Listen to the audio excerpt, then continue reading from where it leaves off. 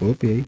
FNAF tá bem longe de ser uma obra ruim. Nunca, nada disso. FNAF é um jogo revolucionário, é cheio de elementos interessantes e tem muita história boa pra ser contada. Mas acontece que em meio disso tudo existem sérios problemas que acabam deixando a franquia toda no geral mais fraca, chata e ruim. E é sobre isso que a gente vai debater no vídeo de hoje. Algumas coisas que eu teria mudado em Five Nights at Freddy's. Obviamente, eu não consigo listar absolutamente tudo que eu mudaria, porque senão esse vídeo teria mais de 1 hora. Mas eu reuni o que para mim são pontos bem interessantes para se debater, e que seriam mudanças bem significativas para a franquia. Mas enfim, deixando lá de enrolação, bom, vamos começar com isso, né?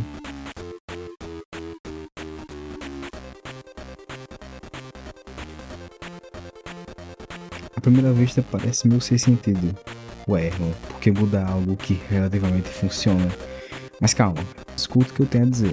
Os remanescentes estão bem longe de ser uma ideia ruim, mas, pelo menos na minha visão, eles são mal feitos, assim como muita coisa em FNAF.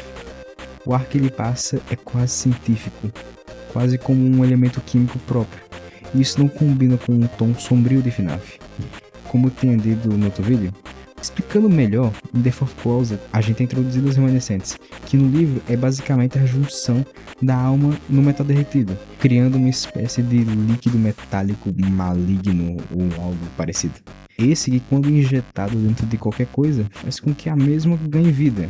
O que não é uma ideia ruim, só que a maneira como ela foi feita é estranha e não combina com o tom de FNAF. No lugar, eu faria com que o próprio espírito fosse meio que manipulável, que o William usasse isso ao favor dele. E ao invés dele ser um cientista maluco em busca da imortalidade, ele seria quase um demonólogo maluco em busca da imortalidade, através da manipulação das almas. E com isso, mecânicas como o detector de fantasma, por exemplo, seriam possíveis na franquia.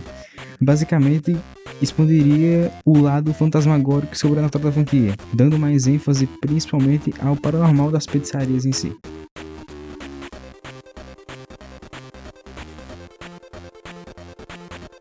Antes de você pensar que eu botaria FNAF mais 18 com sangue e tripa pra todo lado, calma aí, não é por essa linha. Bom, vamos lá. Eu sei que nos jogos, pelo menos FNAF se leva mais a sério. O problema da infantilidade tá no filme mesmo. Mas mesmo assim, eu apostaria em FNAF feito pro público maior de 14 anos. Uma história que não tem medo de mostrar, não graficamente, seus acontecimentos, como por exemplo em FNAF 2 poderia ser possível interagir com os papéis à mesa, entre eles um jornal que estaria documentando a mordida de 83, com uma foto do Fredbear com a boca suja de sangue da Cat chorona na capa da notícia, ou algo do tipo, ou talvez até mais explorar mais como foi o MCI, como foi a reação dos pais, etc. É algo que FNAF não faz muito, mas com certeza atrairia um público bem mais velho, o que seria muito bom pra franquia toda, a meu ver. É uma coisa que FNAF tá precisando bastante, então é.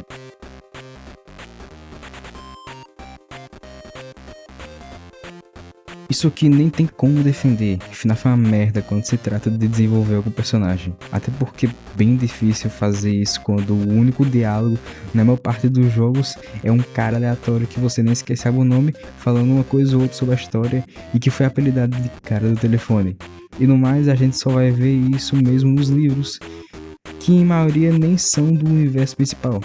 Então, para solucionar esse problema, nem é tão difícil.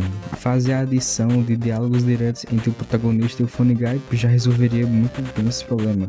Ambos com seus nomes bem claros, até porque um único nome não iria interferir muito no mistério final. Na verdade, seria bem mais foda a gente saber que o protagonista dos jogos é um cara meio perturbado chamado Michael e depois descobrir que a verdade é que ele é o filho do vilão principal. Só essa pequena mudança teria feito o final de FNAF 6 ficar muito mais impactante e emocionante. Outra coisa que eu pensei seria usar os minigames para fazer isso, algo como em FNAF 4. Imagina que todo fim de noite no FNAF 1 a gente vai para um minigame mostrando o dia a dia do Michael na cidade, encontrando seus amigos, revivendo traumas, etc. Outra boa mudança seria explorar mais as vítimas, que em FNAF só são lembradas como as vítimas do Afton, mas ali eram crianças, pô, tem pais, primos, famílias, desejo, sonhos e por aí vai. Desperdiçar isso é quase desperdiçar um jogo inteiro em potencial. Sobre isso, para desenvolver especificamente o MCI, eu pensei que seria bem mais interessante se houvesse um jogo que se passasse em 85, coisa de poucos meses depois dos assassinatos. onde a gente controlaria um investigador paranormal contratado pela Fazbear, depois de uma série de coincidências bizarras, relatos vindos dos guardas sobre coisas estranhas que acontecem no local, crianças andando, risos e choros que parecem perto mas nunca acham a pessoa, ou pior, guardas que relataram que os animatrônicos estão se mexendo pela noite. E então, esse investigador é chamado pela Fazbear.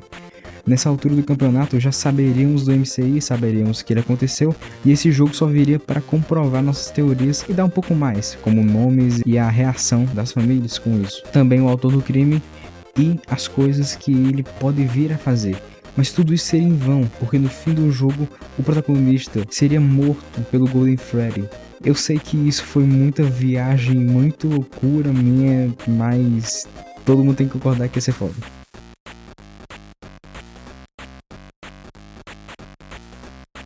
Esse aqui vai ser bem mais curto. Enfim, pegando um pouco do tópico anterior, não é como se simplesmente a gente jogasse todas as informações na cara do jogador, nada disso. O problema de FNAF é que tem muita coisa importante que qualquer pessoa deveria saber, mas essas coisas não estão escondidas nos jogos, muitas vezes estão em livros ou em sites, fóruns e por aí vai. Eu não tô dizendo que não deveria ter livros de FNAF ou algo do tipo, nunca, jamais, eu gosto dos livros de FNAF. Só acho que tudo que importa pra história, antes de estar em qualquer outra mídia, devia estar dentro do jogo. Escondido? Escondido. Mas tá lá. É só procurar que você acha. Isso faria a FNAF bem mais simples de se entender.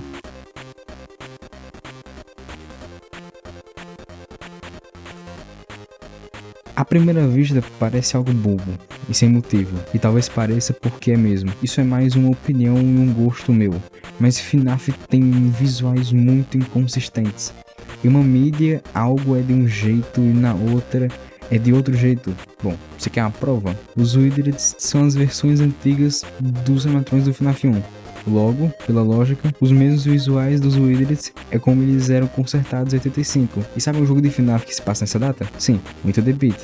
Mas nesse jogo, eles são retratados com os mesmos visuais de FNAF 1. Que era para ser os mesmos, mas depois de consertados e reformados para a reabertura no local menor. Entende o problema? Em The Week Before, a pizzaria é descrita com um layout diferente do de FNAF 1. O próprio Fred da capa do livro é diferente do Fred de FNAF 1, entre outras coisas que interferem muito mais na era antiga de FNAF. Em Secret of the Mimic, mesmo os protótipos do fim do jogo são os animatrônicos do FNAF 1, sendo que esse jogo se passa nos anos 70 e por aí vai. Enfim, a solução disso na verdade é bem simples. No fim era só o Scott ter definido bem o visual das coisas assim que ele viu que a franquia ia pra frente.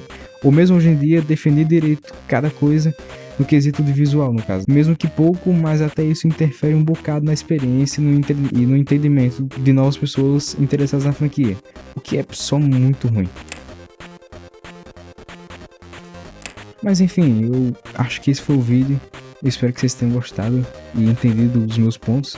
Ficou um pouco mais curto que o anterior, bem mais curto que o anterior. Eu acredito que FNAF ainda tem muito que melhorar. E eu sinceramente ainda sou um iludido que acredita que as coisas possam melhorar. Bom, é isso pessoal. Até a próxima, até o próximo vídeo. E essas são as coisas que eu mudaria em Five Nights at Freddy's.